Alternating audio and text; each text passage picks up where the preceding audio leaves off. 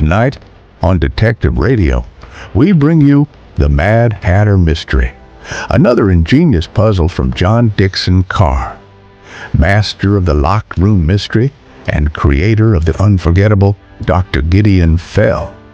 Did you know that Carr had a lifelong obsession with Edgar Allan Poe, whom he credited as the grandfather of detective fiction?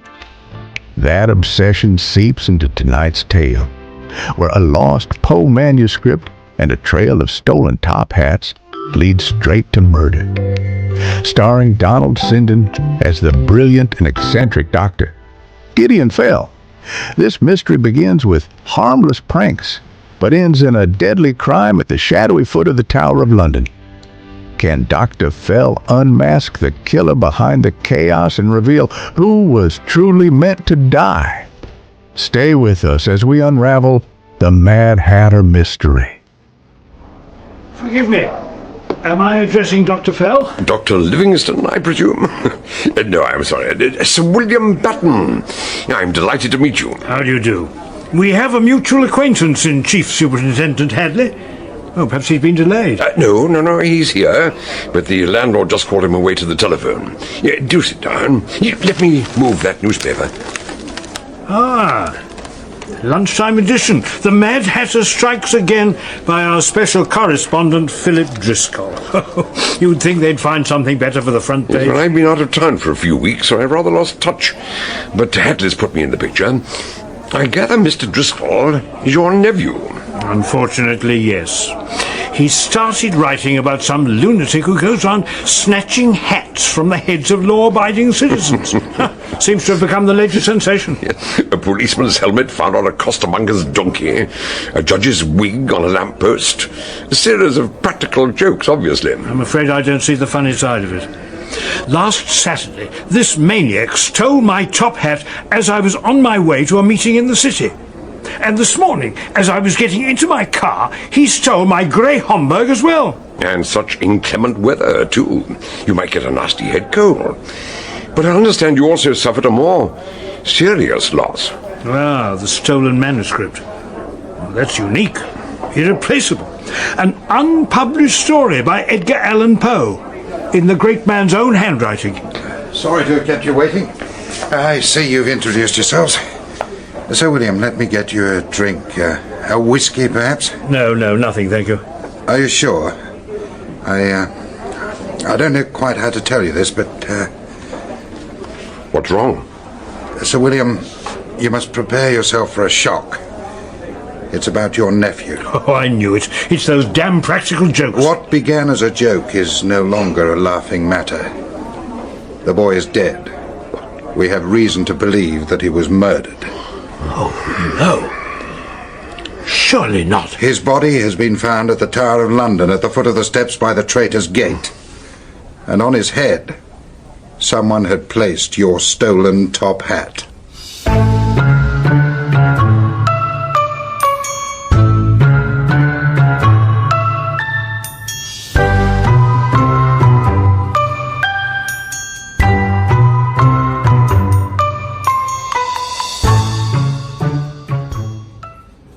Notes made by me, Gideon Fell, on October the 10th, 1936, concerning the murder at the Tower of London.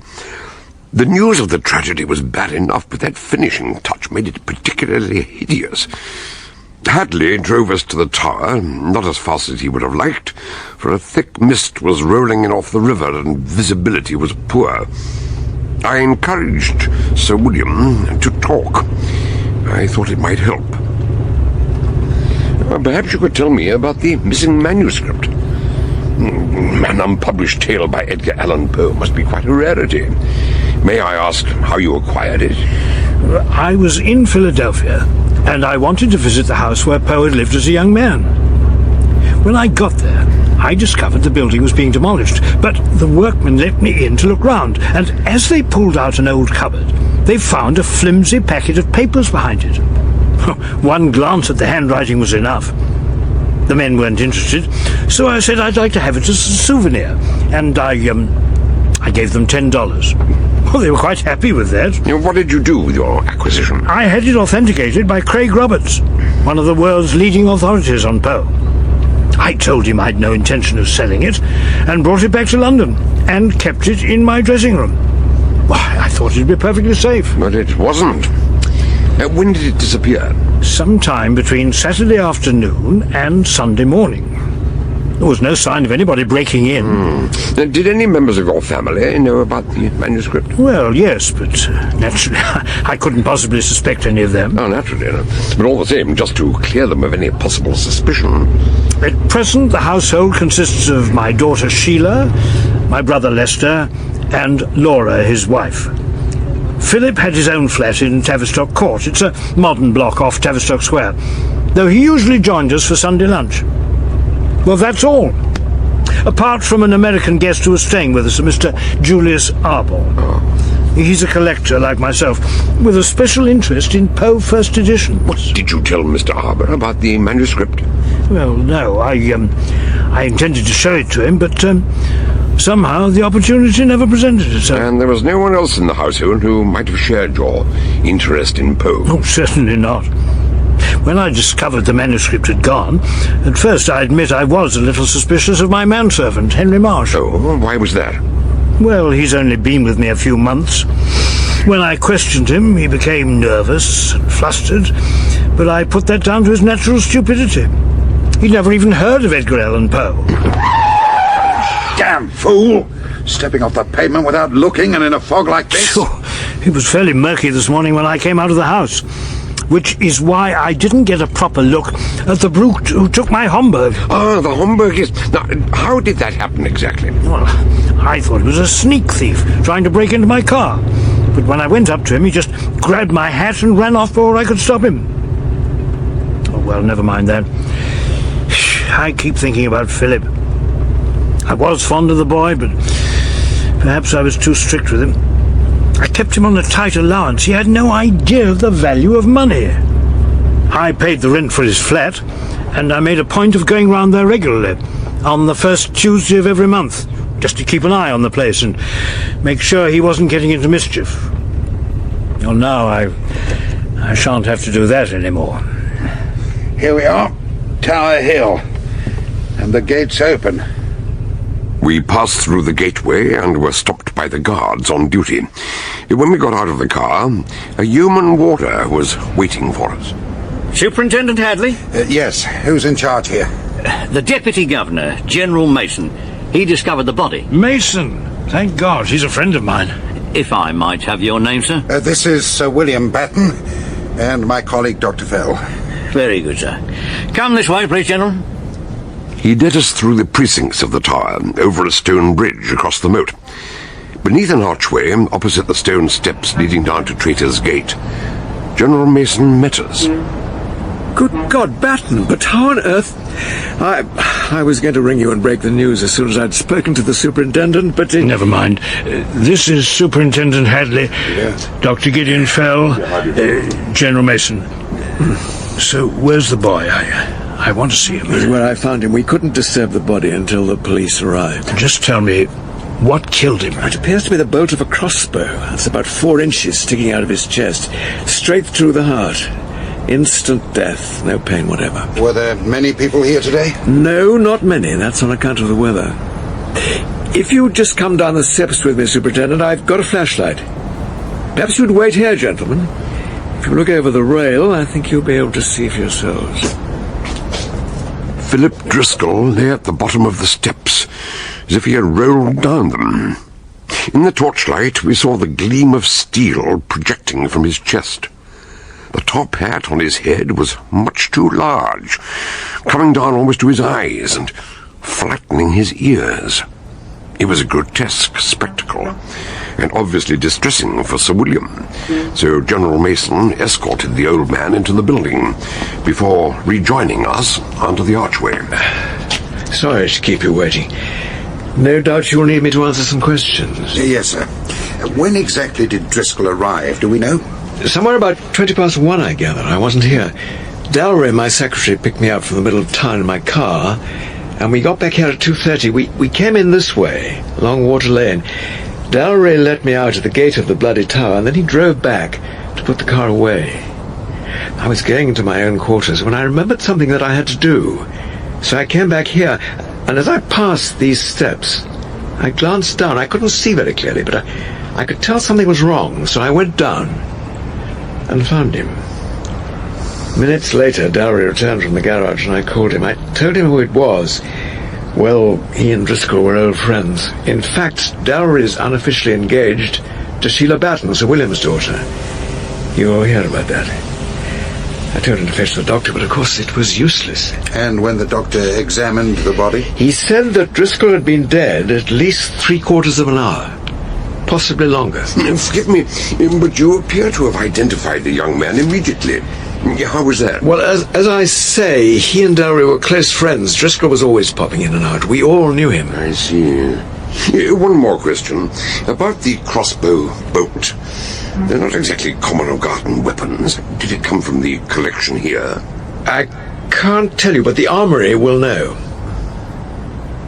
It was pretty bleak under that archway, so the General suggested that we should go into the Warder's Hall at the Bywood Tower to join Sir William.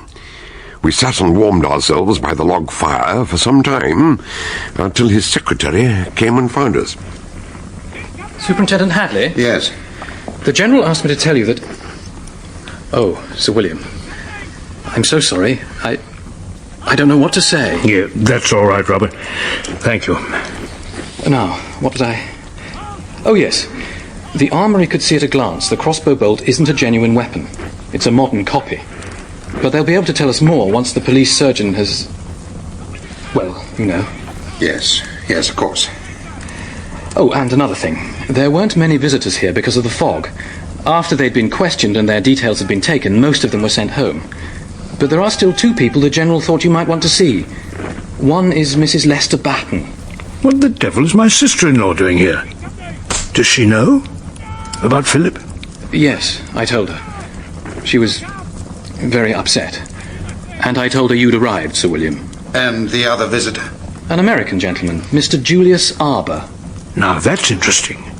Very interesting. Mr. Dallery, I understand you and Mr. Driscoll were close friends. Ever since our school days.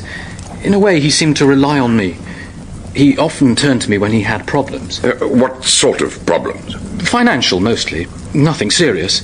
But he sometimes ran up bills he couldn't pay. Oh, he did he? Sorry, I shouldn't have said. But nothing serious, nothing that might be considered a motive for murder. Oh, no, nothing like that. I mean, only this morning he... Yes. What brought him here this morning? He rang up very early. I live in, you see. I've got a room upstairs. But this morning I was a bit late coming down, and when I walked into the office, Parker, one of the warders, was on the phone. Hang on, sir. He's here now. Just come in this minute. Mr. Driscoll for you. Hello, Phil. You're bright and early. Oh. What's wrong? Well, if you think I can help, can't you tell me what it's about? All right, then.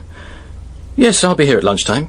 Drop in about 1 o'clock and we'll see if we can sort it out, whatever it is. See you later. Will you be here at lunchtime, sir? Wasn't there something about the General's car? Oh, yes, damn it. The electric horn isn't working. I got to take it along to Holborn and get it fixed. But I can leave that till after lunch. Did you say Holborn? I mean, there must be a garage nearer than that, surely. Yes, but this particular garage is run by an ex-soldier from the General's old regiment. Anyway, I didn't think much more about it until about 1:45, when I was waiting for Phil to arrive. And then... Oh, sorry to disturb you, Mr. Dallery, but...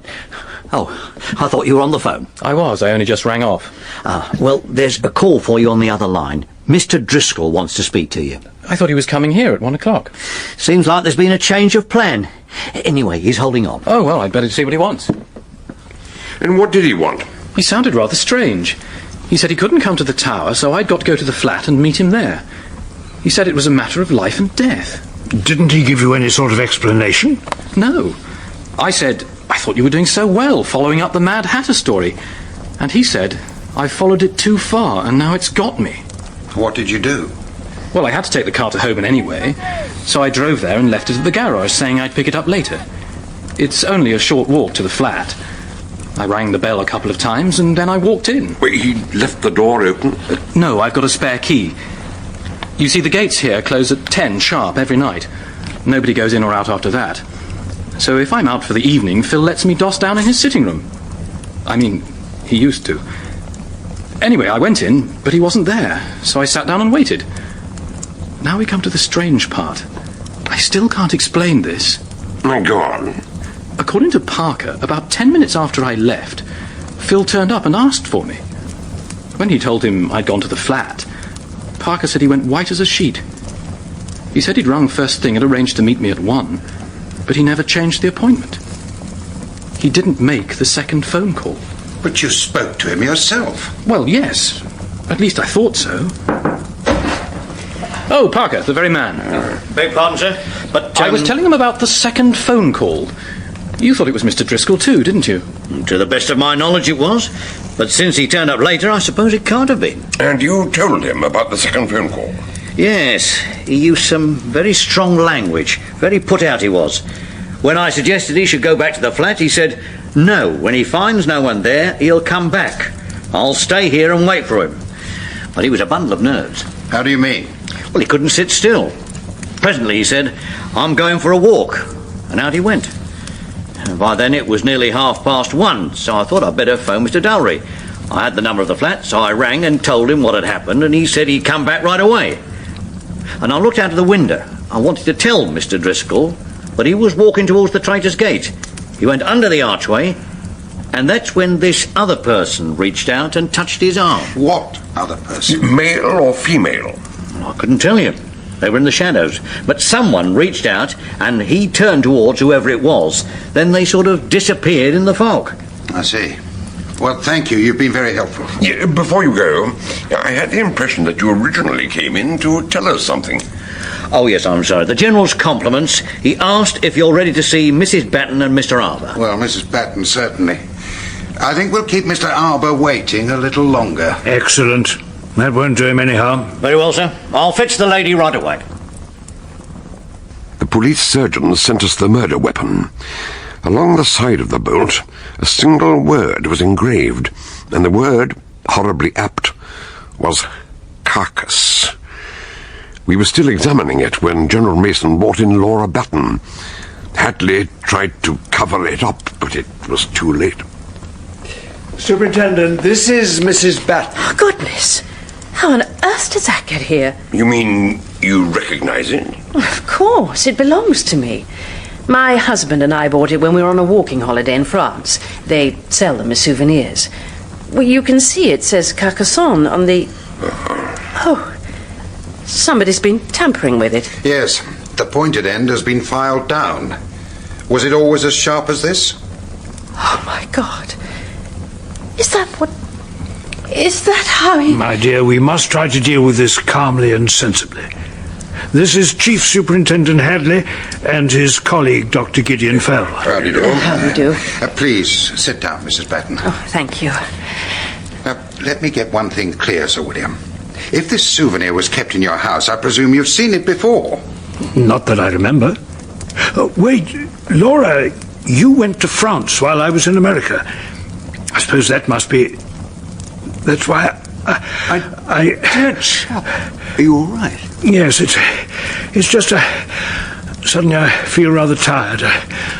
So much has happened. Of course. I think it would be better if you went home and tried to get some rest. Let me take you up to my quarters. I'll give you a brandy. I have a fascinating collection of letters on my desk concerning Walter Raleigh's imprisonment. I'm sure they'll interest you.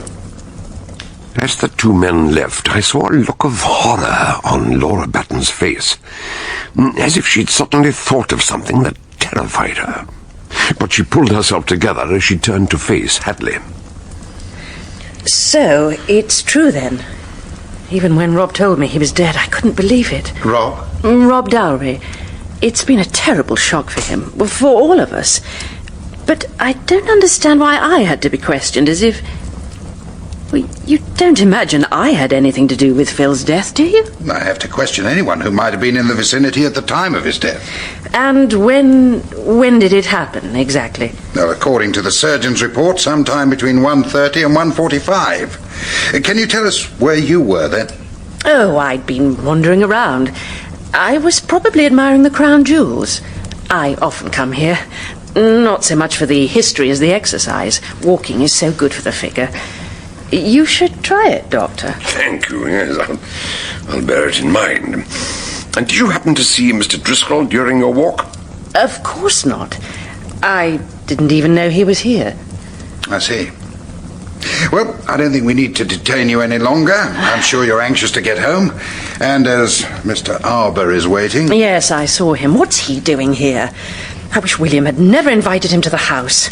He's a ghastly creature and a terrible liar. You can't believe a word he says. Well, don't say I didn't warn you. Good afternoon, gentlemen. Good afternoon. Good afternoon. Well, what did you make of her? She is an old hand at evading questions. Very frightened. I saw her face just before the General left. Something he said terrified her. I don't know why. Damn, I missed that. Look, I've got to go and check the statements from the other visitors. I think I'll leave you to deal with the devious Mr. Arbour. You can pretend to be me. What? Now, just Now, he's probably a complete waste of time, but you might as well put him through the ringer. I'll do nothing of the sort. I refuse to participate in such... Listen here, I don't know what's going on, but I've been put to a whole lot of inconvenience this afternoon. I'm sorry, Mr. Arbour. The Chief Superintendent will see you now. Carry on, Chief. Apparently, you're in charge of this investigation. Yes, apparently I am. Yes. Please, sit down. Oh, thanks. Of course, I'll be happy to assist if I can. What do you want to ask me? Well, how about, have you read any good Edgar Allan Poe manuscripts lately? What? I thought you were here to investigate some sort of murder. Yes, also a missing document. Perhaps you might find that more interesting. If you're referring to the theft of a certain manuscript taken from Sir William Batten... Ah, so you know about that. I thought you might. And he thinks I'm the guilty party. Believe me, I'm not insulted, but I thought it wiser to move out of Sir William's house this morning. I've made arrangements to stay with an acquaintance in Golders Green. I'm sure you'll understand. So what I don't understand is how you knew that manuscript existed. Sir William told me he never mentioned it to you. Oh, that is true, but he's like a child. He couldn't resist dropping hints. So I took the precaution of checking with an old friend back home, Craig Roberts, who told me he had seen it and it was undoubtedly authentic. So I decided to buy it. But Sir William had no intention of selling it. Oh, he had no right to it. Okay, he paid a few dollars to some workman, but it wasn't theirs to sell. In law, it belonged to the owner of the derelict property, so I called that guy and offered him $10,000, and he agreed. The whole transaction was perfectly legal. Not if it involved murder. Murder? But there's no connection. I mean, I know a man's been killed, but that's got nothing to do with the manuscript. You mean you don't know who the man was? He was Sir William Batten's nephew, Philip Driscoll. Oh, my God. I'd no idea. I expect you met him at Sir William's house. Yes, I did briefly. He came to lunch the Sunday before last. Oh, that's just terrible. Terrible indeed. But perhaps you could explain what brought you here to the tower at lunchtime today. Well, I'd heard they had some interesting letters about Walter Raleigh, and I was hoping to see them, but they weren't on show. Well, I was just on my way out when I almost ran into a young couple in the fog, a man and a woman. I thought his voice was vaguely familiar. You mean that was Driscoll? Can you remember what he said? Just let me think. He said that they were in a real mess, and something about his uncle getting to hear of it. Then he suddenly said, "Oh, hell, I forgot." There was something he had to do.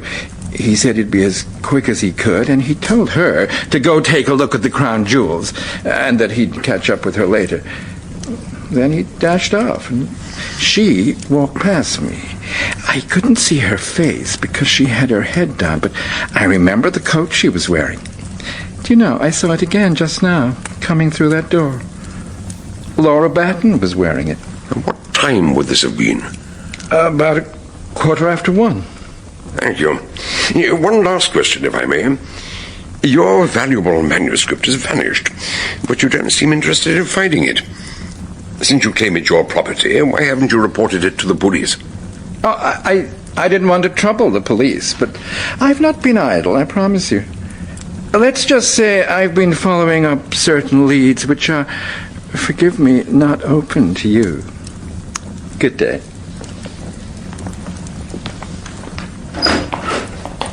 Oh, I beg your pardon. Don't mention it. Well, how did it go, Chief Superintendent? Don't give me any more witnesses like Mr. Arber. But it knocked him for 6 when he found out who the murder victim was. He didn't know? Not until I told him. I'm sure he didn't steal that manuscript. He's still desperate to get his paws on it. But he might have hired someone else to steal it for him. Of course, Driscoll. We know he was often strapped for cash, so if Arber was prepared to pay him enough... No. You can accuse anyone else. But I beg you, do not for one moment accuse Driscoll. Why not? I don't imagine he made much as a freelance reporter. He practically lived on his uncle's charity. And I dare say he figures handsomely in the old boy's will.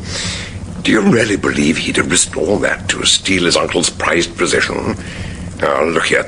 I refuse to discuss this wretched business anymore. It's nearly 6. I need a drink. But I'll leave you with a couple of hints. What sort of hints? 1. Driscoll was last seen alive at the Traitor's Gate at 1:15. He rushed off to another part of the building and returned to the same spot, where he died between 1:30 and 1:45. So where did he go during those missing minutes? And my other hint, since Driscoll's head was more or less the same size as his uncle's, why was Sir William's hat far too big for him? Think on these things, my dear chap. See you later. Thank you very much.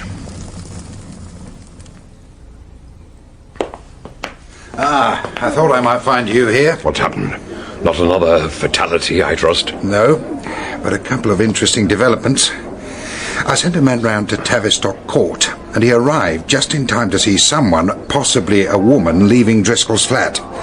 The front door had been forced open, probably with a chisel. Someone had turned the flat over, searching for heaven knows what. He put in a report, but it doesn't tell us much, though he mentions one rather curious detail. 2 cheap plaster figures on the mantelpiece, labelled Philip II and Mary Tudor. I know 2 things about Queen Mary.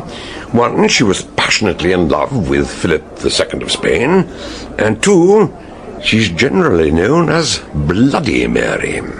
So if Philip represents Philip Driscoll, who the devil is Mary? Did you notice the initials on Laura Batten's handbag? LMB. I wonder what the M stood for. Oh, well. Now, what was the other interesting development? When our friend Arber left the tower, he picked up a cab. But his behaviour was so strange that after the cabby dropped him at Golders Green, he went straight on to Scotland Yard. He said Arber was in a terrible state, shaking with fear and mumbling something about a voice. That voice! His voice! He's still here, coming after me. Beg pardon, sir? It was his voice, you see. Now tell me something. Do you carry a revolver? Why would I want a thing like that? We're not safe. It was his voice. Are we being followed? No, sir. The road behind is perfectly clear. Oh, good. But he can still find us.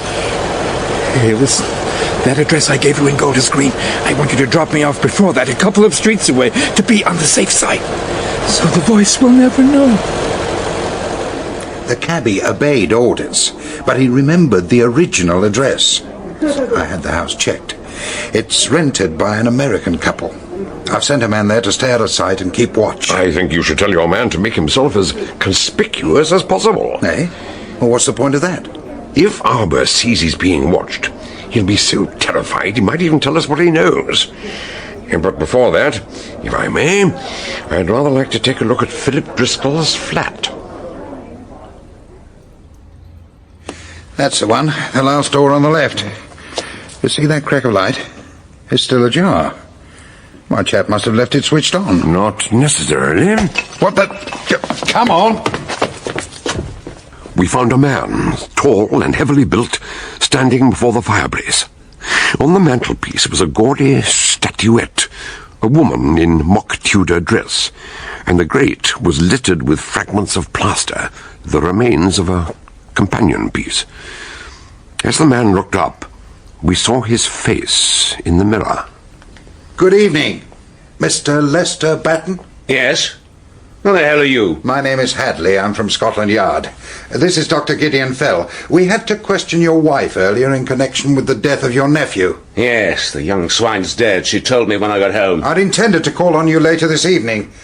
I'm afraid we have to ask you some questions, too. Perhaps you could carry on without me. There are a couple of things I'm looking for.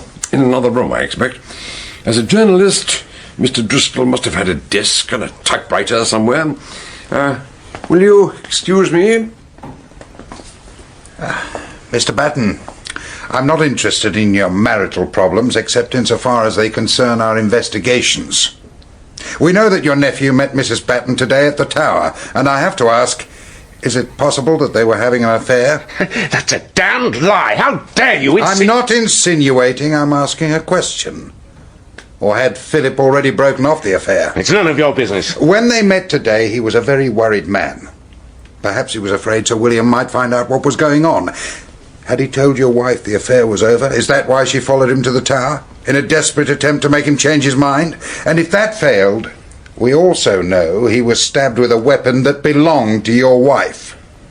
Can you imagine what a clever lawyer could make of that? I'm not staying here to listen to any more of this. Get out of my way! Leaving already, Mr. Batten?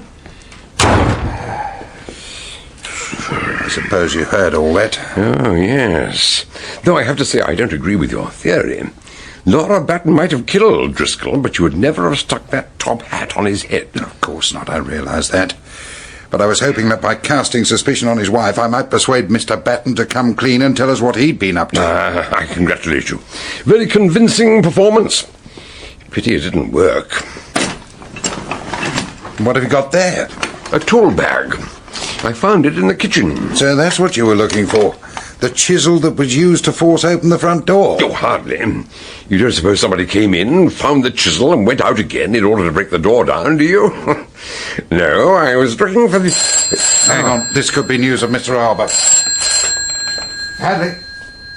No, I am not the constable on duty. He left some time ago. I happen to be Chief Superintendent Hadley. Who is this? Sheila. Oh, Sheila Batten. Sir William's daughter. I beg your pardon? Oh, I see. Well, I suppose you could, but when do you want to come and... Tonight? But she's coming here tonight? Her father's asked her to pick up some of Philip's belongings. Is there anyone there who could come with you? It's getting late and, Sorry? Uh-oh. She says Dowry's with her. He who'll drive her over. Well, let me speak to her. No. Hello, Miss Batten. Gideon Fell here. Fell. Please remind Mr. Dullery that he has a 10 o'clock curfew at the Tower. Perhaps you should bring someone else to see you home. How about Sir William's manservant? What's his name? Marsh. Of course, yes. Please bring him as well. I'd like to meet him. And I look forward to meeting you. Goodbye.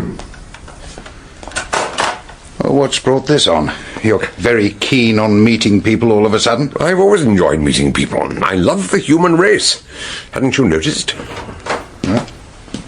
I'm sorry, may I may I come in? Ah, Mr. Batten. I've changed my mind.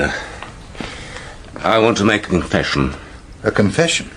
You mean you... Oh, wait. Let him finish. It's true, I did suspect that my wife and Philip were involved with one another. I've been employing a private detective to follow my wife and report on the meetings. So I have a witness who was shadowing Laura today at the Tower, someone who can swear that when she left Philip, he was alive and well. I'm not proud of my part in this, but I had to tell you. where do we go from here? I think you should go home. You've done things you're ashamed of, like the rest of us, but tonight you only smashed one plaster figure, though you could have smashed two. You spoke up on your wife's behalf when you might have disowned her. So, go home, Mr. Batten. Well, I'm still very fond of her, you see. Thank you, gentlemen. Good night.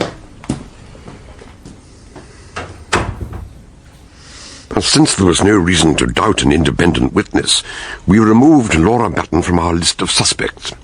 But that still left us with many unanswered questions. Where did Driscoll go when he left her? Where did Julius Arbour fit in? And whose was the voice that terrified him out of his wits? I'll tell you something we overlooked. May I tell you what you're thinking at this moment? You're saying to yourself, murderer, big man, very disturbed emotionally, man with access to crossbow bolt, man not even questioned about his whereabouts at the time of the murder. Lester Batten. That's exactly what I... Hello? Oh, the lock on the front door seems to be broken, so I let myself in. Rob, Mr. Dalry, is parking the car. I'm Sheila. Superintendent Hadley? That's me, and this is Dr. Fell. How do you... Oh, what's happened to Mary Tudor? That was one of the things I wanted to take back with me. You've seen these figures before, then? Oh, yes. I was there when they got them at the fair on Hampstead Heath. When who got them? Phil and Laura and Uncle Lester. We all had to go on the rifle range. Uncle Lester's a very good shot. Oh, really? When he asked Laura to choose a prize, she picked out those figures. Uncle got quite cross and said he wouldn't have such rubbish in the house, so Phil said he'd like them. That's why I wanted them, to remind me of him. I'd even phoned Rob to ask him to persuade Phil to give them to me, but... When did you telephone Mr. Dowry? Well, it was ages ago. I can't remember exactly, because I talk to Rob every morning. Either I ring him or he rings me. Phil used to tease me about it. Sometimes he'd ring me up pretending to be Rob and say silly things. So, did you speak to Mr. Dowry this morning? Of course. Did he tell you Philip was going to meet him at the tower at lunchtime? Yes, he said Phil had got himself into some sort of mess again. Was this at breakfast time by any chance, with the rest of the family sitting there listening? Yes. When I rang off, Uncle Lester said he wanted to see Phil today as well. I don't know why. That's all it was. Nothing interesting. Nothing interesting? Sorry to keep you waiting. I was just parking the car, and what's wrong? I was telling them about this morning. Uncle said he wanted to speak to Phil today, so if Phil was going to be at the tower at 1, he'd go round to the flat during the morning. And he asked Daddy to let him have the key, in case he was out and he could sit and wait for him. Your father has a key to this flat? Yes. He treats us like children. He paid Phil's rent and dropped in once a month to see what he was up to. So, Daddy gave Uncle the key and that was all. Anyway, I'm going to start packing up Phil's things. Yeah, but before you go, my dear, you said you'd bring your father's manservant with you. Is he... Henry? Oh, yes, he's waiting in the car. He wasn't sure if you wanted him right away. Shall I go and fetch him? Yes, please. Oh, Rob, you are a dear. And when you get back, you can come and give me a hand with the packing. A few minutes later, we were joined by Henry Marsh, who perched nervously on the edge of a chair. My previous employer, sir? Oh, yes, certainly. I had the honour to work for Lord Sandyville. Really? Until you left under a cloud, I suppose? Oh, no, sir. I only left after his lordship passed away. Well, another mysterious murder, perhaps? Good gracious, no, sir. You ask Sir William. I'm sure he'd give me a very good reference. Not if he knew what I know. Mr. Marsh, your sins have found you out. Steady on, old man. Confess now. You stole Sir William's manuscript. Oh, sir, I didn't mean to. I didn't know what it was. And when I found out, it was too late. Shall I tell you what you did? Sir William had purchased 2 new hats recently. A Homburg and a topper. No doubt he'd tried them on in the shop and ordered them to be sent. But on Saturday night, when you were laying out his evening clothes, you found they'd sent him a top hat that was much too big. But that's right. How did you find out? You knew Sir William had a quick temper. He might blame you for the mistake, so you stuffed the hat band with paper, a flimsy packet of papers you found in his desk. And next day you discovered what you'd done. That little bundle was worth a cool $10,000. So the hat fitted him snugly that night, but when someone shoved it on Driscoll's head, it was much too big, because the papers had gone. Presumably whoever killed Driscoll stole them. Unless, of course... Very well, yes, very well, Mr. Marsh. We won't keep you. I'm sure you'll feel better now you've made your confession. Yes, but when you tell Sir William, he'll be very... I don't think we need bother Sir William about it. He's got enough troubles already. Off you go, Mr. Marsh. I'm sure you'll sleep soundly tonight. Thank you, sir. Thank you very much, sir. As I was about to say, before I was so rudely interrupted... You were about to say, unless, of course, Philip Driscoll stole the manuscript himself. But as I keep telling you, Driscoll would never have upset his uncle like that. So you can imagine how he felt when he discovered he'd done the one thing in the world he didn't want to do. I don't follow. I thought the Mad Hatter... Don't you see? Philip Driscoll was the Mad Hatter. He was a struggling freelance, keen to make his name. He needed a front-page scoop, so he decided to create one. A policeman's helmet, a judge's wig, they all made good headlines, and I suspect his next little triumph would have been to steal the headgear of a yeoman warder and nail it to a door with a crossbow bolt to give it a neat historical touch. Do you mean to say that... Yes, he stole that bolt himself, probably during Sunday lunch. This is what I was looking for. The file he used to sharpen the point. And 24 hours later, it killed him. But why did he steal 2 of Sir William's hats? It would hardly have been front-page news the second time. No, of course not. When he found the manuscript inside the top hat, he was appalled. And when Sir William told us about a thief breaking into his car, it was really Philip trying to return the manuscript. So he created a diversion by snatching the Homburg and running off into the fog. Quick thinking. I'll say one thing for him. He was full of surprises. While our young friends were busy, I took Hadley into the study. There was a heap of burnt paper in the grate. From the fragments we pieced together, it was clear that they were letters from Laura to Philip. That was why she looked so alarmed when General Mason mentioned some fascinating letters on his desk, and why she broke into the flat to destroy them. But underneath those letters, there were some very different fragments. Only a few words in faded sepia ink were legible, but I had no doubt whose hand had written them. Edgar Allan Poe. Another mystery story, and one which will never be solved, alas. Now, that's got to be about Arbor. Hello? Yes, speaking. What? Oh. Right, I'll be there as soon as I can. What's happened? It's all over. I blame myself. I should have realized what a state he was in. Oh, sorry. I thought it might have been for me. I didn't mean to barge in. No, come in. Shut the door.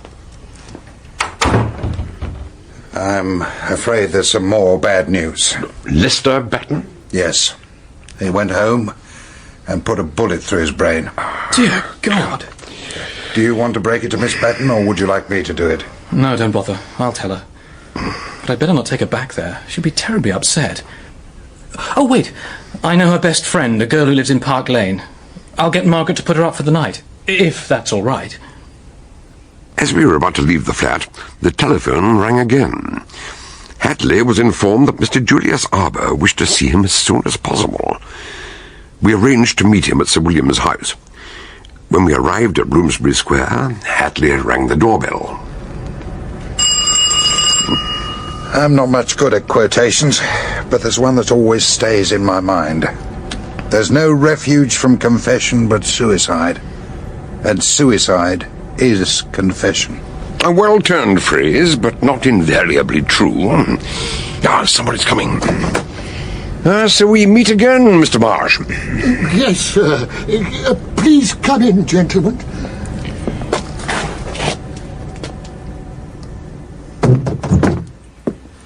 In this situation, sir, perhaps I should have called a doctor, but since Mr. Batten was dead... No, you did the right thing. I take it you informed Sir William. Well, sir, he was still very upset after what happened this morning. He'd taken a sleeping draught, and I didn't like to awaken him. I thought it might be better to let him sleep. I see. When you heard the shot, you went up to Mr. Batten's room? Oh, yes, sir. I found him, as you'll see, lying on his bed, fully dressed. Where was Mrs. Batten? In the next room. There's a communicating door. She came in a moment later. All right. Let's go upstairs. Lester Batten was still holding the Webley Scott service automatic in his right hand, but his face was curiously peaceful. I left Hadley to do what had to be done, and knocked on the communicating door. Come in, Dr. Fell.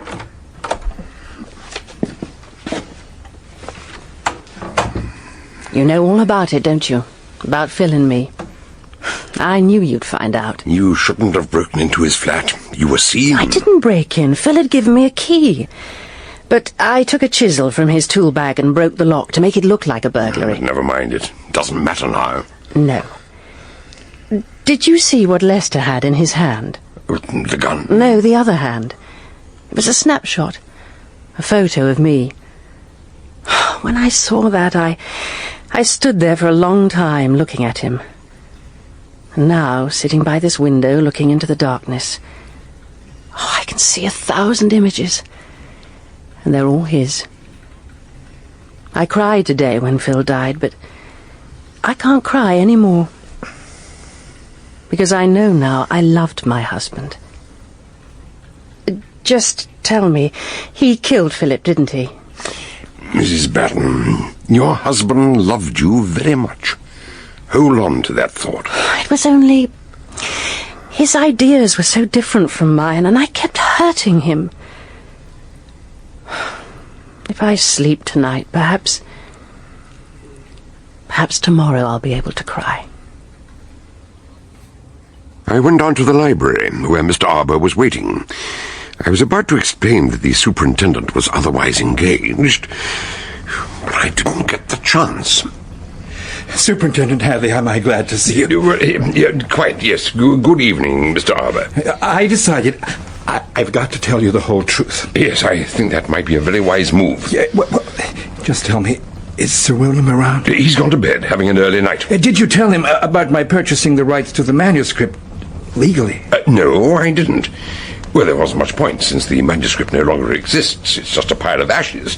Look, I've brought you one little scrap as a souvenir. What? This is an outrage. This was my property. If I were you, I'd put that piece of paper away and say no more about it. You're in enough trouble as it is. What do you mean by that? Let's be frank. You wanted to get hold of that manuscript by fair means or foul, but you were afraid of Sir William, so you offered someone money to steal it on your behalf. That is not true. I admit the idea did cross my mind, but that's as far as it went, until last Sunday night when I received a phone call from an unknown person. He wouldn't give his name, but even though I'd only met him once, I knew right away it was Philip Driscoll. He asked me how much I'd pay if he got hold of the manuscript and handed it over, no questions asked. So I named a rather large sum, and he agreed. And what happened next? What happened next was he got killed. Well, I was in a quandary. I guessed he must have been murdered on account of stealing the manuscript, and I thought maybe I'd be involved as some kind of accessory. But there was worse to come. When you left us this afternoon, you had a terrible fright and dashed back to Golders Green in a blind panic. Why was that? Oh, when I left, I heard a voice speaking inside the tower, and it was the same voice. It was Driscoll's voice. Well, you just told me he was dead, and somehow he'd returned to haunt me. You're laughing at me. I'm not laughing, merely smiling. If that's all that's worrying you, let me assure you, you have no need to fear. The voice can't hurt you now. But if I were you, I'd return to America as soon as possible, before you landed any more trouble. And then you packed him off with a flea in his ear. Good work, Chief Superintendent. And the pleasure was all mine, believe me. Meanwhile, have you come to any conclusions? Yes and no. Lester killed Driscoll. No one else had the means and the motive. He went to the tower where he witnessed Philip and Laura's last rendezvous, and when Philip left, he followed and... Excuse me. May I speak to you for a moment? No, go away. Don't say anything. I'm sorry. I really must... No, keep your mouth shut, for heaven's sake. It's no good. I'm here to give myself up, Superintendent. I killed Philip Driscoll. What? But... I didn't mean to. It was an accident. I wasn't going to say anything, only you suspected Lester Batten. And then he killed himself, so I had to tell you the truth. You young idiot. I've been trying to cover up for you all the evening. Now, just a moment. Are you telling me you actually killed... Not on purpose. He jumped at me, and in the fight... God knows, I didn't want to hurt him. I only wanted to steal that damn manuscript. Wait, right there. Would you mind telling me how you managed to be in the flat in Holborn at 1:30 and kill Driscoll at the tower a few minutes later? No. That's where we went wrong. Driscoll wasn't killed at the tower. He died in his own flat. But that's impossible. No, it's true. Why Phil came back to the flat, I still don't know. I was certain he'd be at the tower. He told me he'd hidden the manuscript in his flat. That's why I thought it would be safe to steal it. You mean you knew he was the Mad Hatter? Of course. He always asked me to help him. We'd even discussed his next trick. He was going to snaffle a hat from one of the yeoman warders. Yes, well, never mind that. You also knew about the manuscript. I told him to hang on to it, because I had a plan of my own. On Sunday night, I phoned Arbour and asked him how much he'd pay me if I stole the manuscript for him. I know it was rotten of me, but I was pretty desperate. But Arbour said it was Driscoll who phoned him. You overlooked something that Sheila Batten told us. She said Driscoll sometimes played jokes on her, ringing up and pretending to be Dullery. Their voices must have been very similar. Which is why I was able to ring Parker pretending I was Philip. The mysterious second phone call. Yeah, remember? You'd called the other line on your phone and spoken to Parker, telling him that you were Driscoll, and asking to speak to yourself. As you told him, you just hung up when he walked in. It was an ingenious plan, and at first it all went like clockwork. You see, I had to have money. Real money. Sheila and I want to get married, but Sir William's a very wealthy man, and I'm only a jumped-up clerk with no prospects. I knew he'd never accept me as a son-in-law unless I had cash in the bank. I realise now it was a crazy idea, but at the time... Well, like I said, I was desperate. I only had to leave the General's car at the Holborn garage, nip across to the flat and get the manuscript. It took me quite a while to find it, and while I was searching, the phone rang and I picked it up automatically. It was silly of me, but actually it gave me an alibi. It was Parker saying that Phil was at the tower, so I knew I had all the time in the world. Eventually I ran the damn thing to earth, in the wardrobe inside the pocket of one of his suits, and then... And then? I had it in my hands. Suddenly I heard a sound. I turned round and Phil was standing in the doorway looking at me. He realised what I was going to do, and he went berserk. You never saw him in one of his rages. He was like a maniac. The crossbow bolt was on the table, and he snatched it up and charged at me. I tried to dodge, but I don't know how it happened. A chair overturned. We hit the floor together, and I was on top of him. There was a sort of dull crunch. And then... Go on. I heard the sound of his breath, hissing and gurgling out of him, as the point of the bolt was driven into his chest. And then... nothing. I knew he was dead. I never meant it to happen. I still don't know why he came back. Perhaps I can tell you. A little earlier, when Philip was talking to Laura at the Traitor's Gate, he remembered something. He suddenly remembered his uncle's monthly visit to inspect Tavistock Court. The old boy would arrive at the flat, let himself in, and no doubt he'd find his stolen headgear. If he searched long enough, he might even have found the manuscript. Philip had to get back there as fast as possible to head him off. He told Laura to wait for him. Do you know, you can get from the tower to Holborn on the Underground in 15 minutes. Sometimes less. But the body was found at the Traitor's Gate. Would you mind explaining that, Mr. Dowry? First, I was too paralysed with fear to think straight. I killed him. Nobody would believe it was an accident. My only hope was to take his body and dump it somewhere else. And I still had to collect the General's car. So I dashed round to the garage and picked it up, drove to the yard at the back of the flats, which isn't overlooked, carried Phil out and put him in the back seat, under a rug. I took Sir William's top hat as well. I thought if I put it on his head, everyone would assume the Mad Hatter had killed him. And the manuscript? Do you imagine, after what had happened, I still wanted to make blood money out of it? Before I left the flat, I chucked it into the grate and put a match to it. And by a strange coincidence, a little later, someone else followed your example. Yeah, but that's neither here nor there. Anyway, I jumped into the car and drove off. And at the next crossroads, the lights changed to red and I had to brake. And what do you think happened then? Well, as far as I remember, you met your employer. Oh, no. General! Well, this is a godsend. What a stroke of luck. I've been standing on that corner for 10 minutes waiting for a cab. You can drive me back to the town.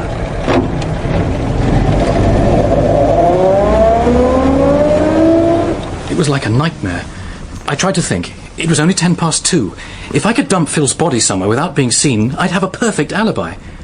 When we got there, I had to pull up at the bloody tower to let the General out. When he'd gone, I opened the back door, whipped off the rug and hauled the body out. Then I tipped over the rail and down the steps. It was still very foggy and there was no one in sight. After that, I parked the car and went indoors. And, well, you know the rest. Yes. Mr. Dowry, will you do something for me? Of course. I want you to go into the hall and sit and wait for a few minutes. Don't speak to anyone until I ask you to come back in, all right? But... Please, don't argue. Just do as you're told. Very well. Go ahead. Send for your Black Maria, or whatever it's called. I'll wait.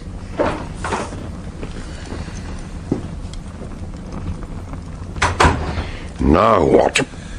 I think I must be getting old. I'm sworn to uphold the law.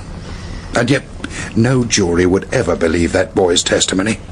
But I do. Yeah, so do I. I'd say this case could remain unsolved. What do you think, Hadley? You know what I think. Are we agreed? Let me have those notes you've been scribbling. I'll look after them. Better still, let me throw them into the fire. There you are. Case unsolved. Case unsolved.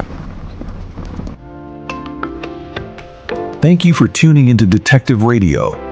We bring you new episodes of mystery, suspense, and thriller stories every week. To keep getting our updates, give us a like and subscribe and hit the notification bell.